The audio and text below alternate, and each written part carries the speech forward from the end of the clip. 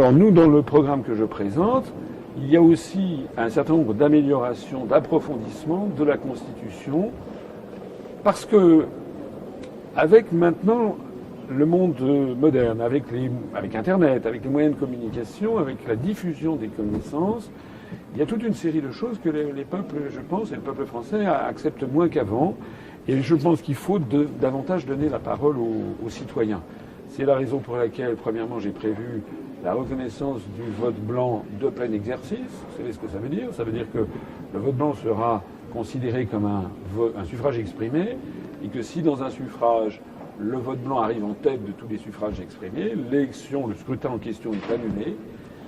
Le scrutin est reporté de 2 ou 3 mois, ou 4 mois, ce sera un délai à fixer par une loi organique, et puis ensuite, on refait l'élection, le scrutin, avec interdiction aux personnes qui participent à ce scrutin, aux candidats de ce scrutin, de se représenter.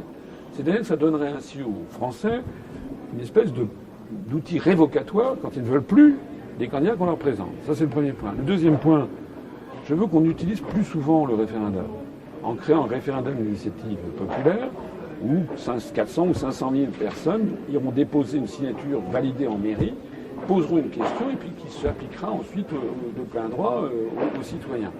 Je veux aussi que le président de la République fasse recours bien davantage au référendum et retirer au référendum son parfum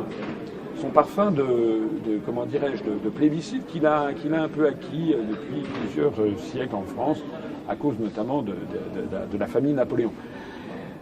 Je préconise donc que le référendum, que le président de la République conserve son droit de soumettre une question au référendum des Français, avec 2 types de référendums. Le premier où le président de la République s'engagerait personnellement en disant « je vous appelle à voter oui », mais dans ce cas-là, si une majorité de Français vote non, il soit constitutionnellement contraint à la démission.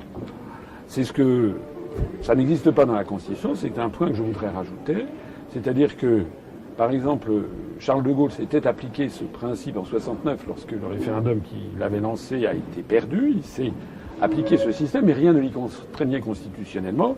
En revanche, Jacques Chirac, pour la Constitution européenne de 2005, où il avait appelé à voter oui, c'est le nom qu'il a emporté, il est resté en place. Ça, je ne suis pas d'accord. Donc ça, c'est le premier type de référendum que devrait faire le président. Puis moi, je pense que le président devrait pouvoir faire beaucoup plus de référendums, mais des référendums où là, il ne prendrait pas position. Il dirait, écoutez, je souhaite que les Français tranchent, par exemple, je ne sais pas, un référendum sur le nucléaire, par exemple, ou sur les questions de dette publique, ou sur les questions d'immigration, qui est un débat national approfondi. On est fait s'exprimer à la télévision française toutes les opinions politiques, toutes les opinions des économistes, des politiques, des contre-pouvoirs, des organisations, des associations, des gens qui travaillent dans le social, dans l'énergie, dans ci, dans ça, que tout le monde sait d'un grand débat national. Et puis qu'à l'issue de ça, il y ait un référendum éventuellement avec plusieurs questions. Et puis le président de la République dira, écoutez, moi, je ne dis rien, je laisse les Français décider, mais j'appliquerai la politique qui aurait été décidée. À ce moment-là, le président serait légitime, il le ferait un petit peu, se retirerait un petit peu en arrière en disant c'est tout peuple souverain de décider. Alors, il ne faut pas faire ça tous les 4 matins, mais sur des très grands sujets nationaux, je pense que ce serait une bonne chose. Tout ça, ce sont des éléments qui redonneraient confiance aux Français dans leur démocratie. Il y a aussi autre chose que je voudrais faire, c'est que j'estime personnellement que les partis politiques en France devraient vous savez qu'il y a des lois sur les partis politiques. Et maintenant, on peut être financé, un parti politique ne peut pas être financé par une entreprise ou par une association. Il ne peut être financé que par des personnes physiques, des adhérents ou des donateurs, avec une limite de 7 500 € par an, ou bien financé par l'État, dans le cadre de l'aide de l'État aux partis politiques, à condition d'avoir réussi à un certain score aux élections législatives précédentes. Nous, comme en 2012, on était très petits, nous avons 0 € d'argent public. Mais il y a un point qui est resté un petit peu dans l'obscurité, et qui est quand même très important, on le voit ces jours-ci, c'est que le législateur autorise que les partis politiques s'endettent auprès des banques. Alors moi, je ne vois pas pourquoi on interdit à un parti politique de se faire financer par une entreprise privée, ce que je trouve légitime, mais pourquoi on autorise à ce qu'il soit financé par des banques? Donc moi, j'estime que les partis politiques devraient avoir l'interdiction d'être financés par des banques. Ils devraient avoir 0 € de dette auprès d'organismes financiers. C'est notre cas d'ailleurs.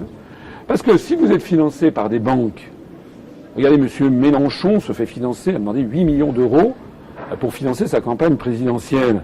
Si vous faites financer par les Républicains, ils ont 55 millions d'euros de dette.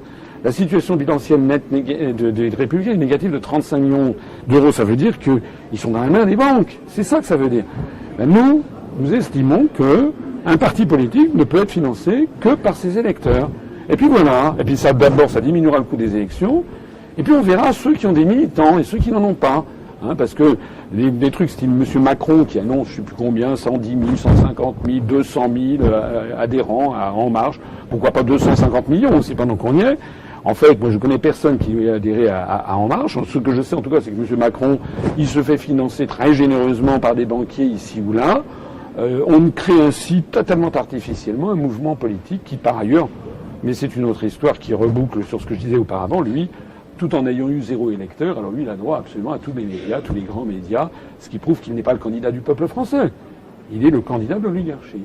Donc pour que les choses soient claires, moi je propose aussi l'interdiction du financement par les banques de tous les partis politiques français.